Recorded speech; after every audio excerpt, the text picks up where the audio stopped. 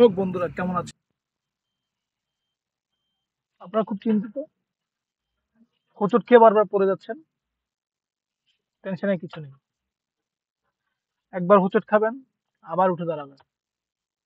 দুইবার হোঁচট খাবেন, আবার উঠে দাঁড়াবেন। জীবনে হতাশা বলে কিছু নেই। হতাশ হওয়া যাবে না।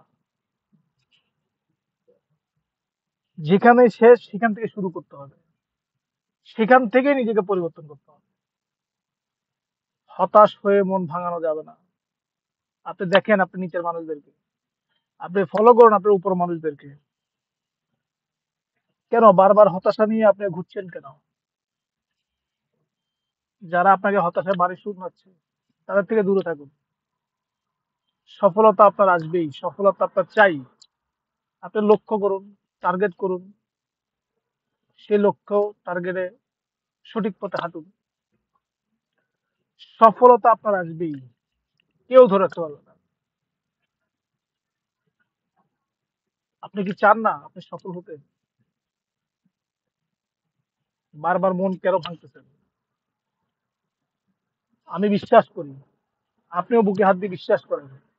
আপনি বলেন আমার সাথে, আমি বিশ্বাস করি ইনশাল্লাহ আমি একদিন সফলতা নিয়ে বাসায় ফিরবো।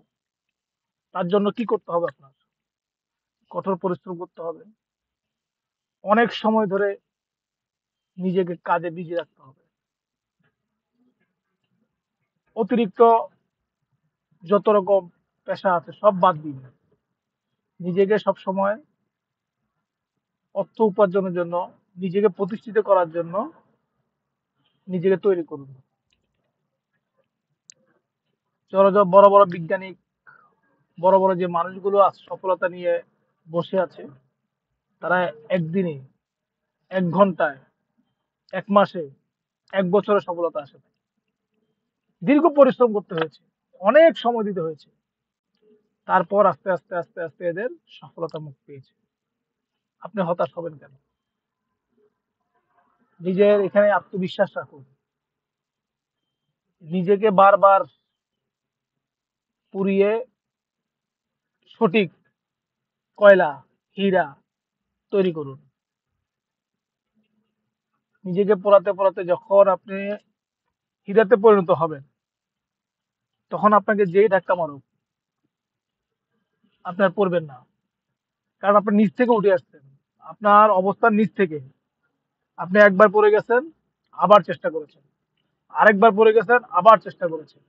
যেখানে আপনার শেষ হয়ে গেছে ওইখান থেকে আবার শুরু করে আপনি রিপ্লে নিজেকে প্রতিষ্ঠিত করে আজ একটা অবস্থানে এসেছেন।